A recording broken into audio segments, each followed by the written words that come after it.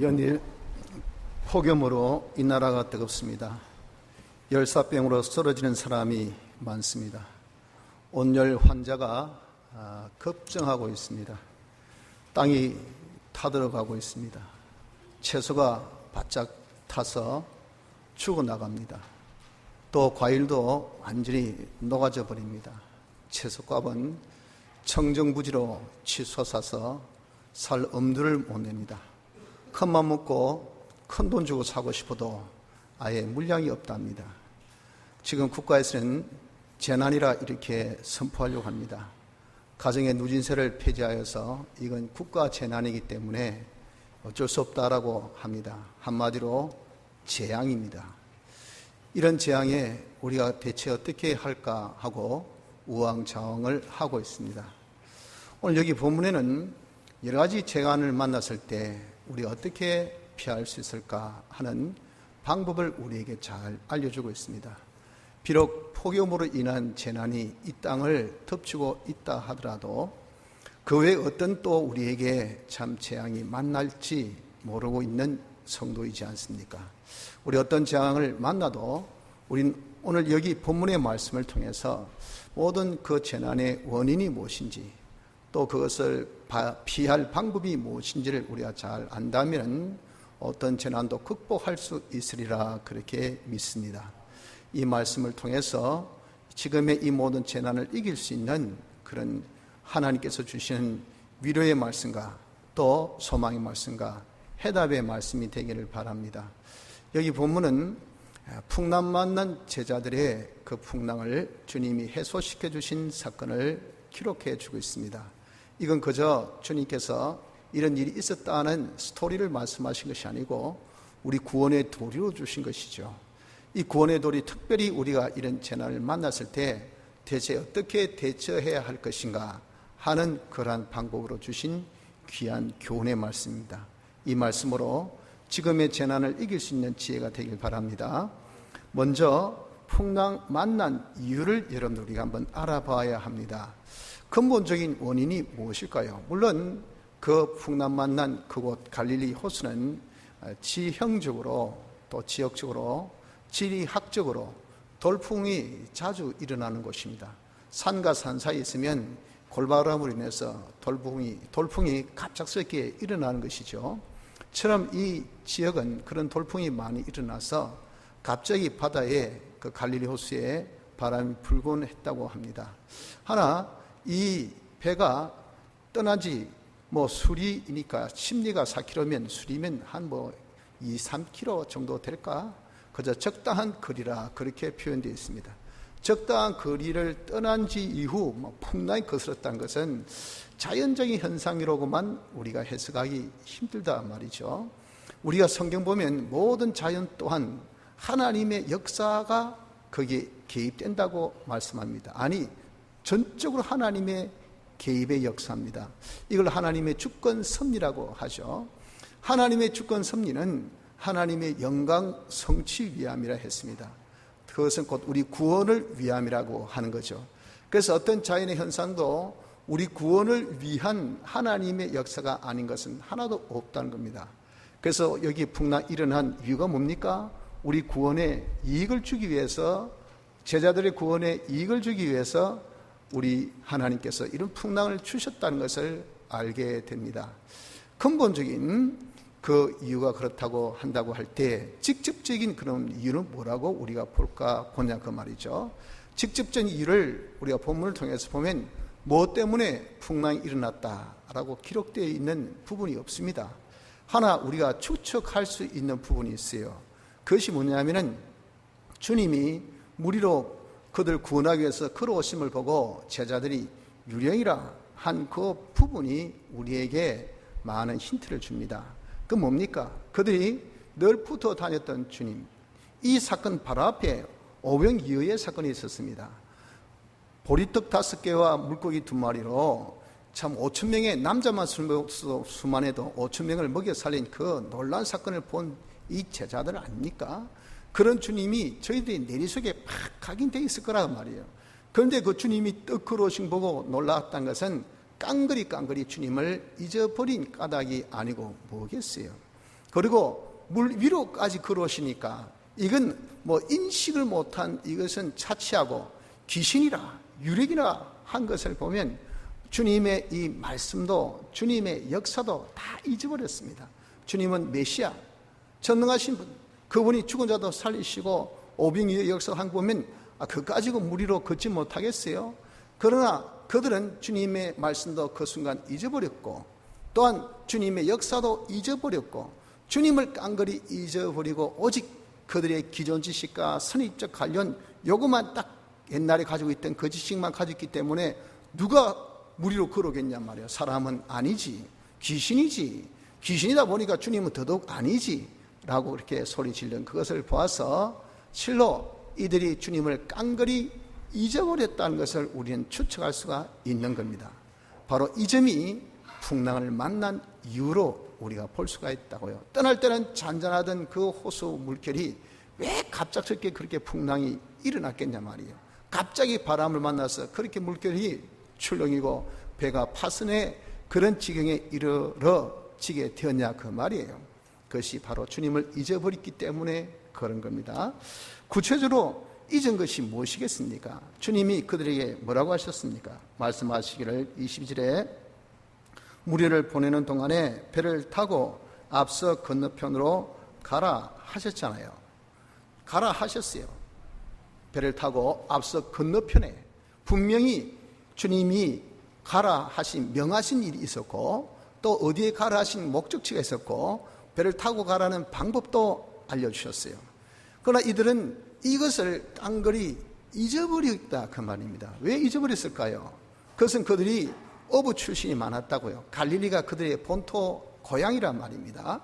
그러니까 옛날 고향에 다시 왔고 옛날 하던 그 배 손맛 보고 하니까 풍광에 젖고 풍경에 젖고 재미에 젖고 해가지고 이들이 완전히 자기가 왜 배 타고 있는지 놀이 나왔는가 안 그러면 뭐 관광 나왔는가 안 그러면 뭐 하는지 모르고 그냥 배 타고 있는 구경하는 거기만 폭 빠져가지고 주님이 시킨 일, 주님이 가라 하신 그곳, 주님이 무엇을 통해서 하라 하신 그 방법까지 완전히 잊어버렸다 하는 겁니다. 이것이 뭡니까? 이것이 주님을 잊어버린 그런 모습이라 하는 겁니다. 여러분들 그렇습니다. 우리가 갑작스럽게 재난을 만납니다. 지금 111년 만에 다가온 그런 폭염이라 그러죠. 서울이 거의 40도 욱박 지르고 우리 부산은 조금 선선해도 36도, 37도. 차 잠깐 문 닫고 나와서 들어가 보십시오. 41도, 42도. 핸들 제가 딱 잡으니까 정말 손이 뜨거울 정도로 그렇게 뜨겁습니다. 이게 연일 계속 되어진다. 엔간하면 여름 날씨냐 하다가 소나기 한번 확 내리고 또 바람도 불고 그래서 사람이 살만하잖아요. 지금까지 그렇지 않아요. 이거는 매주 계속해서 이렇게 앞으로도 지금 또 더 더울 거라 그렇게 말하고 있지 않습니까? 왜 갑자기 이런 폭염이 우리에게 닥쳤을까 보냐. 우린 좀 생각을 해 보아야 합니다. 이런 폭염만이 아니더라 하더라도 잘 나가는 사업이 왜 안 됩니까? 갑자기 몸이 왜 아픕니까? 갑자기 사업이 자기 회사가 문제가 생깁니까? 갑자기 자기 일이 왜 그렇습니까? 갑자기 집에 무슨 우환이 있습니까? 하면은 그럴 수 있다라고 여러분들 관대하게 보지 마시고 모든 것은 하나님의 섭리의 역사예요. 우리 구원을 위해서 하십니다. 하나님이 우리에게 뭔가 알려주기 위한 레슨입니다. 그것을 우리가 감지를 해야 해요. 그 이유가 뭔가 제자들이 풍랑 만나서 고통당한 이유같이 우리도 주님을 잊어버렸기 때문에 그렇다는 것을 아셔야 한다는 겁니다. 이것이 첫 번째 우리에게 주신 교훈입니다. 교훈. 주님을 잊어버렸다는 것은 뭡니까? 구체적으로 그분이 우리에게 명하신 일을 잊었다는 겁니다. 제자들에게 가라. 분명히 그는 배 타고 하는 것은 주님 명령에 의해서 간 거예요. 우리가 이 땅에 있는 것은요, 우리가 주님 명령에 의해서 이 땅에 있는 겁니다. 우리가 이 땅에 태어날 때 하나님께서 우리 중생시켰을 때 중생을 소명, 부를 소자에 명을 명자 불러서 명하셨단 말이에요. 우리에게 뭘 명하셨습니까? 이게 주신 일을 우리는 사명, 내가 명받은 일이 있단 말이에요. 우리의 사명이 뭘까요? 너는 영광의 찬미, 하나님이 영광의 찬미가 되는 에베소서 1장의 말씀같이 이것이 우리에게 주신 일입니다. 너는 먹든지 마시든지 뭘 하든 간에 하나님의 영광을 위해 살아. 이것이 우리에게 주신 일입니다. 또 너는 땅끝까지 이르러 내 정인이 되라. 사도행전 1장 8절 말씀같이 우리에게 이런 사명을 부여하셔서 어디 가나 너는 그리스도의 향이라. 그리스도를 나타내야 돼. 그리스도를 입으로 우리의 생활로 우리의 자체로 나타내는 것이 이것이 우리의 사명이에요. 너는 화목케 하는 그런 직책을 주셨으니 너는 바로 내 대신 일을 해야 될 사신이다. 고린도후서 5장에 보면 또 그렇게까지 기록해 주셨어요. 이런 것들이 다 뭡니까? 우리에게 부여한 그런 사명이라고요. 내가 예수 믿기 시작된 그때부터 중생된 이후 예수 믿는 자가 되어진 이후에 우리에게 부여하신 주님이 야 배 타고 가라 하신 같이 우리에게 명령하신 일인 것을 우리가 알아야 합니다. 그런데 우리는 이 제자들 같이 세상에 볼거리, 들을거리, 먹을거리, 즐길거리가 얼마나 많습니까? 여기에 푹 빠져가지고 우리가 대체 하나님의 영광을 나타내야 되는 이것이 내 일인 것을 잊어버린 거예요. 하나님의 이 크신 은혜, 사랑을 우리가 전가해야 될 정인인 것을 우리는 다 잊어버리고 전도하러 갑시다, 가서 전가합시다, 가서 금연합시다 하면 그건 목사가 할 일이고 그건 전도사가 할 일이고 내가 왜 하느냐 말이에요. 나 일이라고 그걸 절대 생각지 않습니다. 잊어버리고 있습니다. 우리의 말씀으로 화목케 하는 많은 사람을 가지고 많은 사람 예수님께서 하나님과 화목케 하는 이것이 화목에 사신된 이것이 우리 일인데 이것을 여러분들 잊어버리고 있고 이것이 우리의 이 삶인 것을 잊어버리고 있는 이 터에 여러분들 우리 하는 일이 자꾸 꼬입니다. 스텝이 자꾸 밟혀요. 이건 당연지사 잘 될 일인데 이상하게 안 돼. 수고의 대가가 없어 뜻하지 않게 폭염이 때려버려가지고 이거 뭐 농작물이 다 박살나고 말이에요. 이건 뭐 내 하는 예지중지하던 일이 다 녹아버리고 이 대체 자연의 해는 어찌 이거 아닙니까? 어찌 피할 게 있습니까? 피할 수가 없어요. 그냥 아무리 에어컨 켜놔도 워낙 많이 켜니까 막 정전되고 말이에요. 그러니까 뭐 죽겠다고요, 죽겠다고. 어떻게 피하겠습니까? 하나님이 개입하시는데 여러분 우리가 사명감을 잊으면 이게 주님을 잊은 것입니다. 그럼 우리에게 하나님께서 재난을 주신다는 것을 아셔야 됩니다. 우리의 삶에 이런 목표가 있습니다. 우리는 무엇을 위해서 하나님께서 이 땅에서 살라고 하셨습니까? 주님의 형상의 사람, 하나님같이 온전하고 거룩하고 깨끗한 사람, 주님의 형상의 사람이 되어야 우리 보고 와 예수님이 저렇게 보구나, 우리의 일을 보고 우리의 행위를 보고 예수님 저렇게 사셨구나, 우리의 생활 보고 예수님 저런 분이구나 이렇게 하실 거 아니겠어요? 이것이 여러분 우리가 이 세상에 사는 뭡니까? 목적입니다. 내가 날마다 돈 벌고 배부리고 등 따시고 성공하고 내가 기쁘고 즐겁고 만족하고 내가 가지는 모든 어떤 일에 대해서 성취했고 이 목적으로 우리가 사는 것이 아니에요. 만약 이 목적으로 산다면 여러분 우리는 너무도 중압감에 사로잡혀 있고 사는 것이 너무도 심각하고 너무도 방어적인 그런 우리의 모습이 되어지지 않겠습니까? 왜 사람들이 스트레스를 받고 삽니까? 왜 그럴까? 인생을 즐기지 못하고 왜 그럴까요? 막 목표가 말이에요. 최고 많이 한껏 뭐 이런 것만 우리의 목표를 탁 삼고 있어요. 돈, 성공, 최고, 누리자 이런 것이 있으니까 빨리 많이 먼저 이래서 이런 사람들이 얼마나 피곤하게 삽니까? 하나님은 그런 것들을 다 아심에 그렇게 인간의 수고 노력들을 안 되게 하시거든요. 그러니까 사람이 더 애달봐가지고 말이야. 왜 해도 안 되노? 왜 가져도 이거 안 되노? 왜 있으면서도 못 써먹노? 왜 내 거 다른 사람이 누리노? 여러분들 그 미치겠다고요. 안 그렇습니까? 미워봐 죽겠다고 그렇게 표현하지 않습니까? 그게 왜 그렇습니까? 목표가 많이 먹는 거, 많이 누리는 거 이것 때문에 그런 거예요. 우리가 여러분들 이것이 우리의 삶의 목표가 아닙니다. 주님은 우리의 삶의 목표를 뭐라고 하셨습니까? 너 예수 닮아라. 예수님 닮는 것은 너희의 삶의 목표로 두어라. 거기에 필요한 모든 것은 내가 다 줄게. 네가 그것을 구하지 않아도 네가 점점 예수 닮아가면은 내가 그런 것들을 다 줄게. 지혜도 주고 총명도 주고 건강도 주고 물질도 주고. 여러분 우리에게 비가 필요하면 하나님께서 이렇게 아무리 폭염이 있어도 갑작스럽게 청두번개 오면서 비를 내리면 비 오는 거예요. 내일 비가 올지 누가 합니까? 아무도 예측 못해요. 하나님께서 주시면 되는 겁니다. 여러분 이렇게 하나님께서 우리의 필요한 것은 전부 다 주시기로 뭐 할 때 내가 예수님을 닮아가는 사람만 되면 그렇게 그렇게 약속하셨지 않습니까? 그래서 우리의 삶의 목표가 많이 가진 것이 아닙니다. 많이 누린 것이 아니에요. 많이 성공한 것이 아닙니다. 많이 높이 올라가는 것이 여러분 절대 아닙니다. 아무리 우리가 하석에 앉고 싶어도 하나님께서 상석에 앉게 하시면 우리가 앉는 거예요. 내가 적게 벌고 싶어도 하나님께서 많이 주시면 내가 받는 거예요. 내가 가지고 싶어도 하나님께서 안 주시면 나는 못 가지는 거예요. 이것이 만사의 이치 아닙니까, 여러분들? 그래서 우리가 삶의 목표를 주님의 형상을 담는 이것인데 이걸 잊어버렸다고요.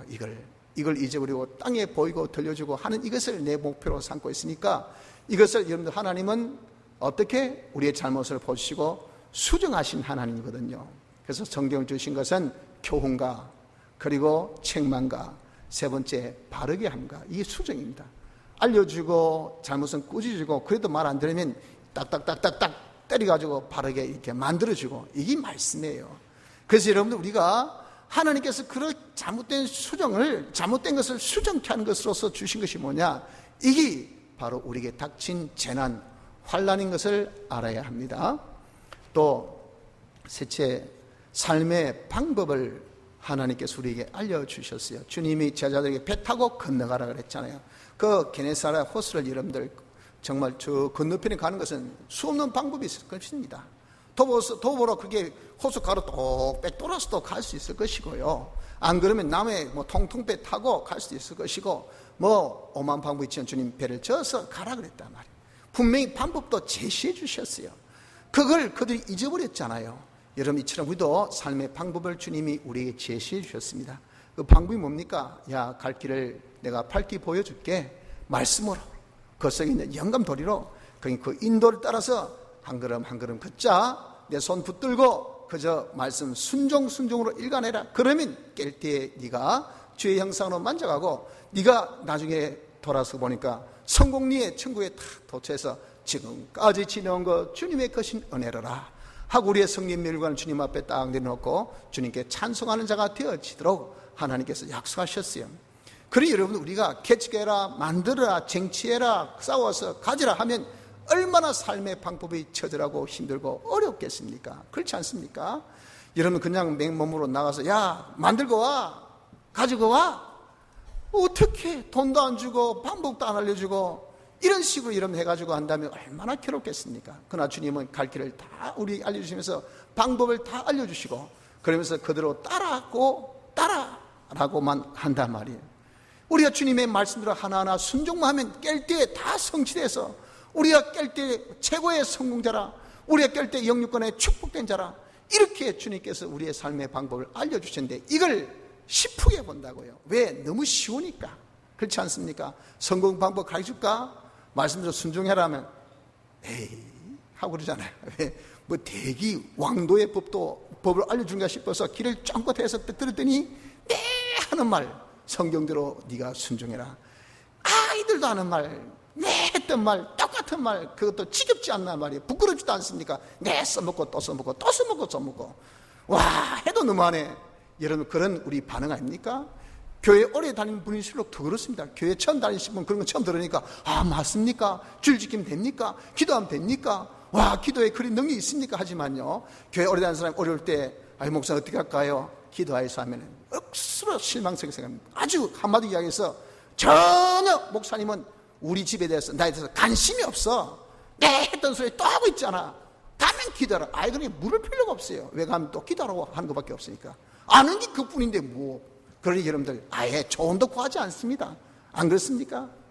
그것이 왜 그럴까요? 하나님께서 주신 삶의 방법 그걸 기쁘게 여긴단 말이에요. 우습게 여긴다. 그러니까 그걸 우리가 어떤 성공의 방법 노하우라고 절대 보지 않습니다. 이것이 문제예요. 문제. 여러분들 그러니까 하나님께서 그게 아니다. 네 방법들을 한번 해봐라. 세상 방법들 한번 해봐라. 잘 되는가 하고 하나님께서 가는 길에 가시를 엉겅퀴를 그냥 마구 갖다 놓으니까 뜻하지 않게 어려움 당하고 뜻하지 않게 힘듦을 당하고 뜻하지 않게 이런 폭염 당하니까 이런 속수무책 아닙니까? 어떻게 하겠습니까 여러분들?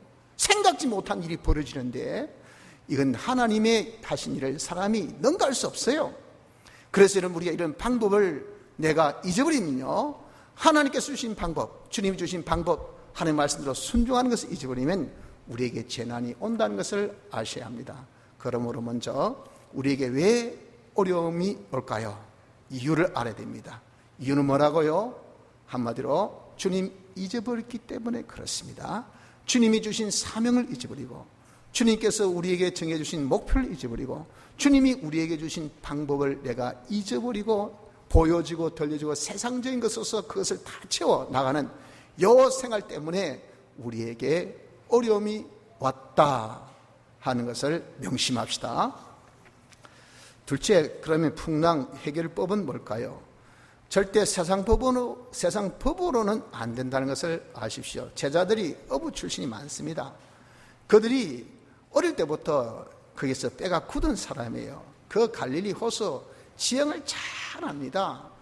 바람의 방향도 어느 때 어디서 바람 불고 그럴 때는 어떻게 키를 돌리고 어떻게 젓고, 이걸 뼈마디가 그냥 다 거기에 젖어 있는 사람들이에요.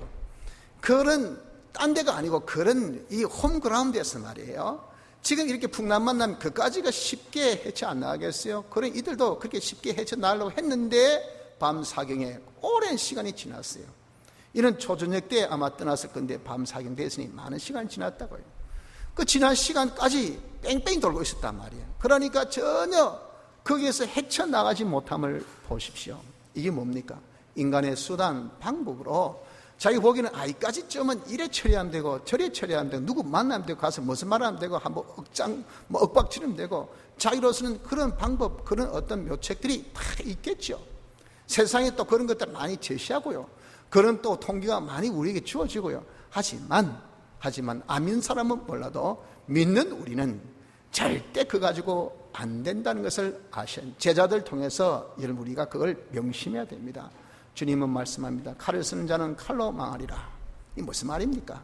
칼은 세상에 이런저런 방법이에요.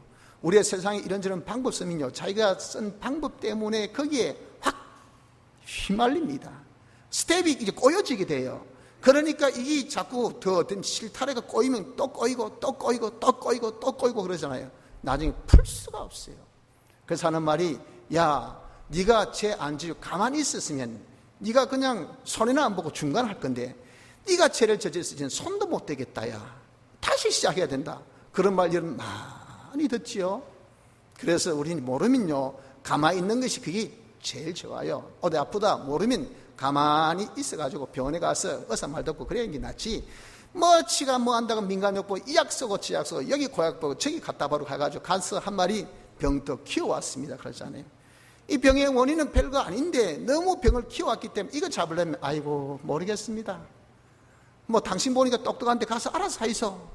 여러분들 이런 꼴 우리가 한두 번 봅니까? 칼 쓰는 자는 칼로 망합니다. 우리보다 더 큰 칼 가진 사람 많아요. 우리보다 날고 긴 사람 세버렸습니다. 그런데 우리가 뾰족한 수 있다고 자기가 잘났다고 무슨 힘이 있다고 이렇게 여러분들 해결하려고 합니까? 이것이 어리석다 그 말이에요. 그래서 제자들 같이 인간 방법, 세상 법으로 하려고 해서는 안 됩니다. 대신 주님이 해결해 주시려고 하는 것으로 하십시오. 그 풍랑 중에 주님이 찾아오셨잖아요. 물 위로 걸어오셔서 이 상상을 초월할 일입니다. 이분이 딱 배에 오르시니까 그냥 바람이 알아서 그냥 마귀도 말이에요. 싸울 대상을 보고 싸웁니다. 그래서 오르지 못할 나무는 아예 쳐다도 안 봅니다. 전 건드려봐야 본전도 안 나오겠다 싶으면 안 건드립니다. 아담 건드려봐야 내가 건드려 본전도 안 나오겠다 싶어서 누굴 건드렸습니까? 하와를 건드렸어요. 그래가지고 하와를 통해서 아담을 치겠단 말이에요. 그러니까 마귀가 직접 하면 아담은 이겼지만 사랑하는 아내를 통해서 치니까 이는 전다 말이에요. 그걸 알았다고요. 여러분 이처럼 마귀는요, 자기가 보자 감당 못할 자는 대항 안 합니다. 우리 주님이 딱 배에 오르니까 아이고 내가 주님한테는 감당이 안 되지. 알아서 도망가 버려. 그래 알아서 바람이 잔잔해지는 꼴을 보게 되었다 말이에요. 그래서 여러분 우리가 모든 환난은 주님으로 해결해 보려고 하는 이런 자가 되길 바랍니다. 대체 주님이 어떤 분이기에 그렇습니까? 보십시오. 우리 주님요 정말 멀리 떨어지시잖아요. 이들에게 오병이어를 통해서 큰 기적을 일으키시고 난 다음에 한적한 시간을 가지고 당신은 산에 오르시고 기도하시고 제자는 이 호수 건너서 저쪽으로 건너편으로 가라 하시니 그 거리가 한 수십 킬로 떨어져 있어요. 그런 떨어져 있는 거리를 어떻게 주님은 그냥 무리로 잽싸게 그냥 걸어오신 거예요. 얼마나 놀랐습니까? 그리고 그렇게 멀리 떨어져 있는 그들의 모든 형평사정을 어땠습니까? 다 아셨다 그 말입니다. 그리고 그분이 이 바람까지 잔잔케 할 수 있는 지극히 능력 있는 전능의 주님인 것을 우리에게 볼 수 있지 않습니까? 여러분들 그렇지 않습니까? 그래서 이런 주님이라는 것이 어떤 분입니까? 그분은 시간과 공간을 초월하신 전지전능하신 분. 그분이 대체 능치 못할 일이 뭐가 있겠습니까? 그분에게 부족할 것이 뭐가 있겠냐 그 말이에요. 그래서 여러분들 우리가 정말 주님이 이런 분인 것을 우리가 알아야 돼요. 제자들에게 이렇게 금방 다가오신 같이 주님은요, 내가 환난 만났을 때 멀리 있는 분으로 그렇게 생각지 마세요. 나와 가까이 계신 분입니다. 우리가 멀리 있다는 것은 나의 시간과 공간의 개념입니다. 주님은 우리의 시간과 공간의 개념에 거기에 갇혀 있지 않습니다. 그분은 무한하신 분이기 때문에 그분은 어디에나 계시는 편재하신 분이에요. 그래서 우리 마음에도 계시고 우리 옆에도 계시고 우리 뒤에도 계시고 항상 우리는 주님과 함께 있는데, 문제는 우리가 주님을 볼 수 있는 그런 센스, 그런 그런 눈이 감겨 있기 때문에 우리가 몰라요. 그러다 주님께서 이제는 내가 어렵고 힘들 때, 그때 38년 된 병자를 찾아오신 것 같이 주님이 야! 할 때 주님 어디 계셨습니까? 내가 찾았지 않습니까? 라고 이야기합니다. 무슨 소리하고, 내가 항상 너와 같이 있는데 네가 나를 모르고 네가 느끼지 못해서 그렇지, 이거예요. 여러분, 우리 주님은 우리를 멀리 떠나 계시지 않습니다. 항상 함께 하신 그분이에요. 그래서 두려워 말라, 내가 너와 함께 함이니라. 놀라지 말라, 나는 내 하나님이 됨이니라. 내가 너를 굳세게 하리라. 참으로 너를 도와주리라. 참으로 나의 의로운 오른손으로 너를 붙들리라. 이사야 41장 10절 말씀같이 이 말씀이 우리에게 있음을 믿으십시오. 특별히 어렵고 힘들 때 나 혼자라고 생각지 마세요. 다 떠나고 아무도 없다라고 그렇게 여러분들 절대 생각지 마세요. 원래 인지상정이 어렵고 힘들며 다 부모, 형제, 자매도 친구도 다 떠나게 마련입니다. 거기에 너무 여러분들 연연하지 마세요. 그것이 인간의 보통 그냥 정서다라고 생각하세요. 어려우면 떠난다. 떠난 다음엔 여러분 굿바이, 그냥 뭐 손에 흔들어서 잘 가라, 뭐 다음에 보자 하고 괜히 원수지기지 말고 그냥 보내주세요. 왜? 있어본들 아무 소용도 없으니까, 도움도 안 되니까. 다 떠나도 주님은 안 떠나신다 그 말이에요. 주님이 우리와 함께 하십니다. 그분이 나를 지키십니다. 그분이 나를 도우십니다. 그분이 나를 모든 형편을 다 벗어나게 하십니다. 이걸 믿으십시오. 여러분들, 하나님은, 우리 주님은 절대 어려울 때 떠나지 않습니다. 함께 하신 분이고, 그 주님이 제자들이 그렇게 풍랑 만났을 때를 어떻게 기막히게 알았겠습니까? 절묘한 타이밍 아닙니까? 그 타이밍에 그냥 무리로 쫙 걸어오셨잖아요. 아마 제자들이 그랬을 거예요. 배우에 올순한데 어떻게 아셨습니까 주님? 대체 우리가 아예 배 타고 풍랑 일어났을 때 그때 오시지 뭐 한다고 이렇게 고통받고 난 다음에 지금이라고 오셨습니까? 아니, 지금이라도 오셔서 고맙지만서도 어떻게 알고 오셨습니까? 주님 핸드폰도 안 가지고 있고 뭐 삐삐도 없고 뭐 컴퓨터도 없고 그때는 뭐 통신 장비가 전혀 없는 때인데 어떻게 알고 오셨을까요? 주님은 그러기 때문에 우리의 모든 형평사정을 다 아시는 분이에요. 그분은 시간과 공간을 초월하신 그분이시기 때문에 하늘에서 하감하신다고 하지 않습니까? 나의 여호와여, 주께서 나를 감찰하시고 아시나이다. 주께서 나의 앉고 일어섬을 아시며 멀리서도 나의 생각을 통촉하시며 나의 길과 눕는 것을 감찰하시며 나의 모든 행위를 익히 하시오니 여호와여, 내 혀의 말을 알지 못하신 것이 하나도 없으시나이다. 시편 139편 1절로 4절 말씀같이 우리 주님은 손바닥 위에 우리를 딱 두고 보고 계시기 때문에 여러분, 우리의 생각과 내 마음과 심지어 내 말까지 다 아셔요. 아이고 아프구나, 힘들구나, 마음 상했겠네, 억울하겠네, 너무 가슴이 네가 답답하겠네, 무척 덥지. 그래서 여러분들, 우리가 아무리 더워도 하나님께서 은혜 주시면 그냥 골바람이 솔솔솔솔 넣어보세요. 와, 희한하게 참 시원하다. 지금 저 얼음골 같은 데는 요즘 같은 폭염에 얼음이 더 많이 얼었다죠. 희한하게 그냥 이 더위에 골바람이 강도가 너무 세가지고 더 여러분들 우리 내일 거창 가는데 거창에는 밤 되면요 춥습니다.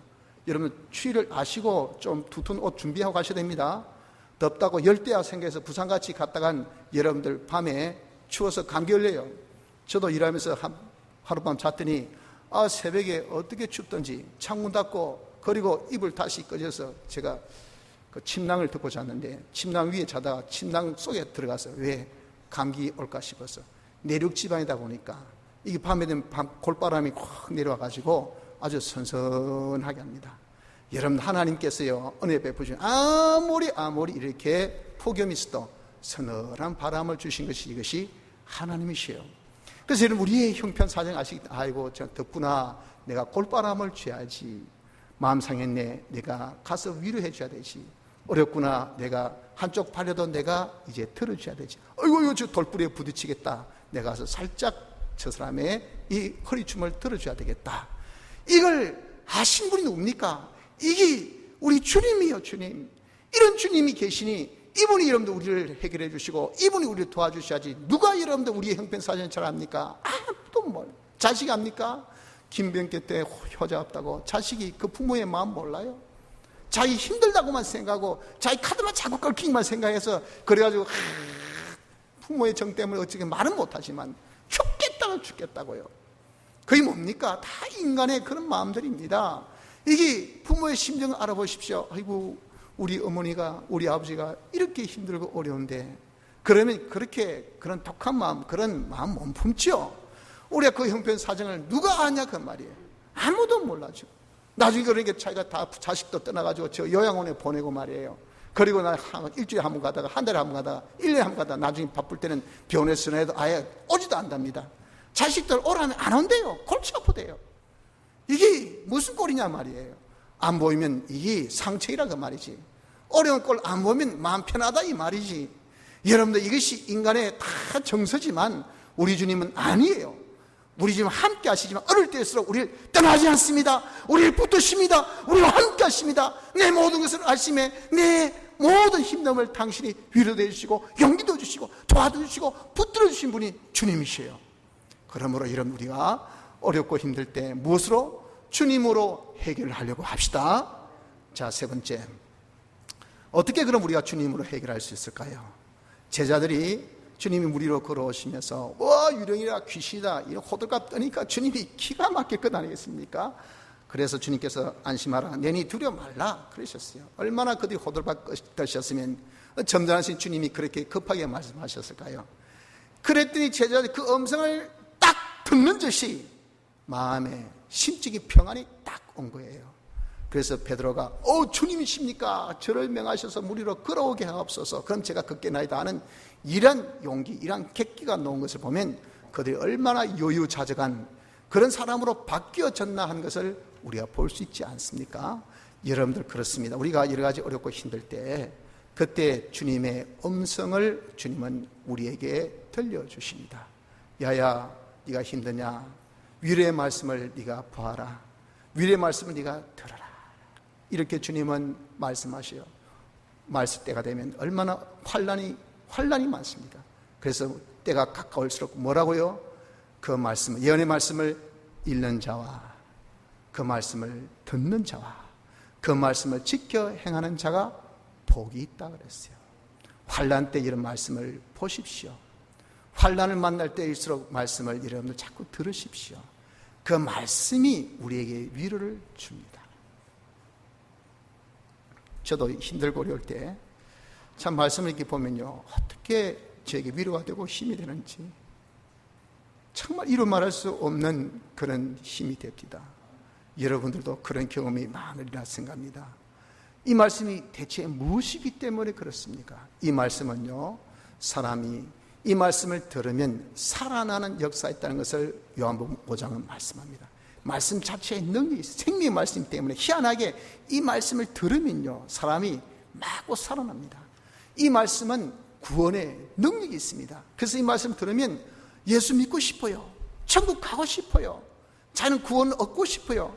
그래서 여러분 전도회는 우리가 인간 구원의 다른 방법이 없어요. 인간들 보기에는 그것이 아주 미련한 것 같이 보이는데 전도란 이 방법에는 우리에게 구원의 이 방법을 주시지 않았어요. 왜? 말씀이 능력이 있기 때문에, 말씀은 구원의 능력이 있어 그래요. 여러분들 말씀을 시프게 보시지 마십시오. 이까지 성경 시커먼 이런 테두리 없고, 시프는 글자고 흰 거는 글이고 흰 거는 종이고 하고, 여러분들 그렇게 참 우습게 여기지만 한번 여러분들 말씀을 읽어보십시오. 특별히 환난 때, 어려울 때, 힘들 때, 심적으로 많은 그런 여러분들 갈등이 있고 힘듦이 있을 때 성경을 딱 펴고 말씀을 한번 읽어보세요. 여러분 한번 말씀을, 제동 말씀이나 또는 성경의 말씀을 한번 들어보세요. 자기 마음에 콕콕 와닿는 것이 있습니다. 눈물이 피 늘고, 그리고 맞아, 이러면 되는데 뭐 한다고 내가 이렇게 낙심하고 있을까, 뭐 한다고 내가 이렇게 넉넉고 있을까 하고, 이런 우리에게 큰 힘이 되는 말씀을 우리가 다 접하게 됩니다. 말씀은 구원의 능력이 있기 때문에 그렇습니다. 또 이 말씀은 우리에게 구원을 주시는 이 지혜가 있게 하는 말씀이라고 디모데후서 3장 15절 말씀합니다. 이러면 되겠네, 저러면 되겠네 하고 이런 성경 읽으면요, 마구 TV, 그냥 꿀TV 톡톡톡톡 떨어집니다. 왜 이걸 몰랐을까? 왜 이걸 내가 안 했을까? 아이고, 이렇게 손쉬운 방법이, 이렇게 간단한 방법이, 이렇게 할 수 있는 방법이 괜히 못한다고, 괜히 힘들다고 우리가 어려워하고 내가 힘들었구나. 여러분, 성경에 이 팁이 말이에요, 얼마나 많은지 몰라요. 나에게 모든 것을 해결할 수 있는 구원에 이르는 지혜가 있게 하느니라. 디모데후서 3장 15절 말씀입니다. 가서 여러분 한번 찾아보세요. 제 말이 틀리는가? 하나님의 말씀입니다. 말씀.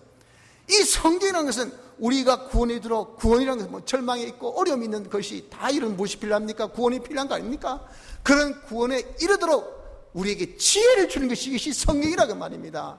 그런 어둠에 우리에게 이런 강명이 딱 오면, 여기 빛이구나, 여기 길이 있구나, 여기 문이 있구나 처럼 우리의 어둠에 하나님의 말씀이 딱 오면요, 조명되어서 이렇게 하면 되겠네, 저렇게 하면 되겠네 하는 것이 되어지니, 이게 여러분들 하나님의 말씀이니 우리 어려울 때일수록 말씀을 여러분 들으라 그 말이에요. 또한 하나님의 말씀은 우둔한 자로 지혜롭게 하고, 우리 영혼을 소성케 하고, 우리의 마음을 기쁘게 하고, 눈을 밝게 한다고 시편 19편 6절로 8절까지 말씀하고 있지 않습니까? 이렇게 여러분들 능력이 있는 말씀입니다. 그래서 먼저 우리가 환난 만났을 때 주님이 어떻게 이 일을 해결해 줍니까? 말씀을 듣게 합니다. 그래서 말씀을 여러분들 들으십시오. 이번에 여러분 날씨 이렇게 덥고 힘들지만 지금 우리나라가 얼마나 여러분 지금 어렵습니까? 날씨까지 지금 협조를 못하고 있잖아요. 경기가 얼마나 안 좋습니까? 어느 것도 지금 경제 지수가 좋은 것이 하나도 없어요. 옆에 이웃 일부는 일거리가 넘쳐나가지고 일손이 없어서 공무원 보고 투잡을 잡으라고 그렇게 요즘 이야기한답니다. 왜? 만만한 게 공무원이니까. 일거리가 많다, 일손은 없다, 그러니까 너가 빨리 마치고 가가지고 다른 집에 가서 좀 일 좀 도와주라 이 말이죠. 돈 벌라 그 말이 아니고. 그런데 우리는 청년 백수가 얼마나 많습니까? 이건 여러분들 정말 대학 졸업하고 대학원 졸업하고 박사기 팔봐도 직장이 없어, 직장이. 이건 어디 가서 회사 경비원 하려고 하더라도 이건 안 써줘요, 안 써줘. 이게 우리가 이렇게 힘든 이런 때 아닙니까? 이런 환난의 때 우리에게 여러분들 해결 방법은 주님이 주신 방법대로 주의 음성을 먼저 들으십시오. 집회가 그런 기회입니다. 가서 여러분들 이런 시간에 이런 시간을 통해서 아무것도 안 하고 우리는 오직 주의 말씀만 듣는 시간이잖아요. 이런 기회, 이런 프로그램이 그렇게 많지 않습니다. 가서 여러분들 자신을 그런 프로그램에 다 내어놓고 말씀 듣는 거기에서 한없는 위로와 한없는 소망과 한없는 기쁨을 다 체험하게 될 것입니다. 그래서 저는 여러분들이 거기에 다 참여하는 축복된 성도가 되기를 바랍니다. 우리 주님의 초청장에 이름 다 수락해 주시기를 바랍니다. 주님은 이런 어려움을 아시면 어렵지? 와서 위로받아라. 와서 네가 힘 얻어라. 내가 가서 골바람을 줄게. 성령의 골바람을 줄게. 해결의 지혜를 줄게. 내 어두운 눈을 밝게 줄게. 내 깝깝한 마음을 내가 다 소통해 줄게. 이런 주님의 음성을 우리에게 다 들려주기로 약속하셨으니까 듣는 자는 살아납니다. 듣는 여기에 지혜가 있습니다. 듣는 여기에 구원의 능력이 나타납니다. 듣는 여기에 소성이 있습니다. 듣는 여기에 눈에 밝음이 있습니다. 듣는 여기에 기쁨을 우리가 가질 수가 있다는 것을 아셔야 합니다. 둘째는 믿음으로 그들의 어려움을 해결케 했어요. 베드로가 객기로 주여 당신이 여기는 나를 무리로 걸어오소서 했더니 주님께서 오케이 걸어와 했어요. 그러니 이 베드로가 이제 주님 음성 듣고 벌써 심령에 밝음이 생겼잖아요. 주님을 알잖아요. 좀 전에 오병이어 사건을 봤잖아요. 그리고 얼마나 따내렸습니까? 얼마나 놀라운 사건을 봤습니까? 이까지 물 위로 걷는 거 주님은 능치 못하심이 얼마든지 걷게 할 수 있어 하고 믿음이 딱 생기니까 탁 디디니까 물 위로 쪼박쪼박 걸었다가 말입니다. 걷다가 풍랑을 보니까 내가 지금 뭐하는 짓이고 믿음이 딱 사라지니까 물속에 빠지게 되었다고요. 그래서 주님이 꾸짖으시면 왜 의심하였느냐, 믿음이 적은 자야 하고 그를 살려내신 것을 우리가 보지 않습니까? 여러분들 그렇습니다. 우리가 환난 만났을 때 주의 음성을 딱 듣거든 이 구원의 뭐라고 지혜입니다. 우리 어려움을 헤쳐나갈 수 있는 방법을 우리에게 주셨어요. 그러니 해결은 아직 안 됐지만 신적인 이런 되겠다면 벌써 내 마음에 여러분 안심이 되잖아요. 이런 되겠다는 그런 확신은 내 마음에 평강을 주잖아요. 그 평강을 딱 받은 그대로 믿으십시오. 인정하십시오. 그대로 우리가 순종하면 일이 해결된다. 그 말이 해결된다고요. 그래서 우리가 하나님의 말씀을 듣고 인정하고 순종할 때 모든 그런 풍랑이 잔잔함을 보게 됩니다. 모든 환난이 물려침을 당한다는 것을 알아야 됩니다. 셋째, 주님이 그 배에 오르셨어요. 주님을 우리 마음에 모심으로써 근본적인 문제가 해결됩니다. 주님이 그 배에 오르시니까 주관적인 평강을 가졌던 제자였지만 여정이 바람 불고 풍랑으로 인해서 배가 흔들흔들 죽을 지경이었어요. 하지만 주님이 그 배에 딱 오르신 동시에 이 배에 물결이 잔잔하게 바람이 잔잔히 그쳤다 하는 겁니다. 여러분들께 주님을 내 배, 내 마음, 내 마음에 우리 인격의 자소, 이 내 마음에 우리 주님을 딱 모시면요, 주님이 내 안에서 역사하십니다. 주님이 역사하시면 전에 어떤 것도 주님을 능가할 것이 없어요. 주님이 잔잔해, 떠나, 없어져 하면 이 모든 만물은 여러분들 굴복할 수밖에 없고 마귀는 다 떠날 수밖에 없고 마귀가 우리를 괴롭히는 그 휘하의 모든 군조들이 전부 다 도망갈 수밖에 없어요. 그래서 바람이 잔잔하게 되더라고요. 내 능력이 아니고 내 속에 모신 주님의 능력입니다. 주님의 능력이 내 속에서 역사할 수 있도록 우리가 주님을 내 마음에 모셔야 해요. 어떻게 모실 수 있을까요? 믿음으로 주의 음성을 듣고 여러분이 그것을 인정하고 그대로 순종한 것이 뭐냐? 그것이 바로 주님을 내 마음에 모신 겁니다. 주님을 내 마음에 모시면 주님으로 인하여서 모든 환난을 극복할 수가 있습니다. 성도 여러분들, 폭염으로 많은 해를 입지 않기를 소망합니다. 그러나 이런 폭염이 단순한 우리가 폭염으로만 생각지 마시고 우리에게 유사한 많은 폭염 같은 환난이 닥친다는 것을 우리는 아시고 이참에 우리가 이런 폭염을 극복할 수 있는 것, 아니 모든 환난을 극복할 수 있는 극복의 법을 우리가 배우도록 합시다. 오늘 배웠죠? 이 마태복음 14장을 통해서 오늘 본 말씀 통해서 풍랑을 잠잠케 하신 주님의 역사를 통해서 우리에게 알려주신 이것을 우리가 다 굳게 붙들어서 내가 이런 어려움 만난 것은 주님을 잊어버렸기 때문에 그렇구나. 사명을 잊고 내 삶의 목표를 잊고 삶의 방법을 잊어버린 것, 주님을 내 마음에 깡그리 내가 이제는 잊어버리고 주님을 완전히 잊어버린 여기에서 나에게 이런 환난이 왔네. 이런 환난은 인간의 방법으로 아무리 해봐야 칼을 쓴 자는 칼로 망하듯이 더욱더 나에게 어려움만 가중될 뿐 주님으로 해결하자. 그분이 나와 함께 하시고 나의 모든 형편 사정을 잘 아신 그분이 나를 지금 해결해 주려고 하시니 그러니 그분의 음성을 듣자. 그분이 나에게 지금 뭐라고 명령하고 계신고 그걸 듣고 믿고 그대로 순종하여서 주님을 우리 마음에 모셔서 주님으로 인하여 모든 환난을 극복할 수 있는 축복이 있으시기를 바랍니다. 다 같이 통성으로 기도드리겠습니다.